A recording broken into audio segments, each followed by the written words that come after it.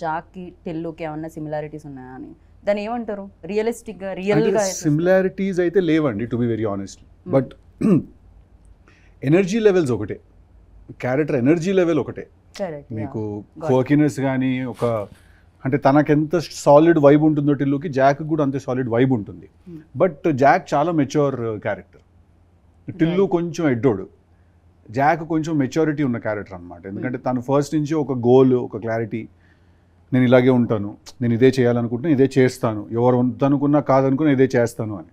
ఇప్పుడు జాక్ని పిలిచి ఎవరైనా నేను ఇట్లా ఒకళ్ళని చంపేశాను నువ్వు పాతి పెడతావు అని అడిగాడు అనుకోండి, వాడు పక్కకి వెళ్ళమ్మా అంటాడు. జాక్ టిల్లు లాగా వాడు ఒప్పేసుకోడు. జాక్ ఏంటంటే అక్క నమస్తే అని పక్కకు వచ్చేస్తాడు. టిల్లు లాగా దొరికిపోడు. టిల్లు స్ట్రెస్ తీసుకుంటాడు, జాక్ స్ట్రెస్ ఇస్తాడు. సో చాలా డిఫరెన్స్ ఉందన్నమాట అయితే మీరు చెప్పిన విధానం బట్టి అర్థమవుతుంది.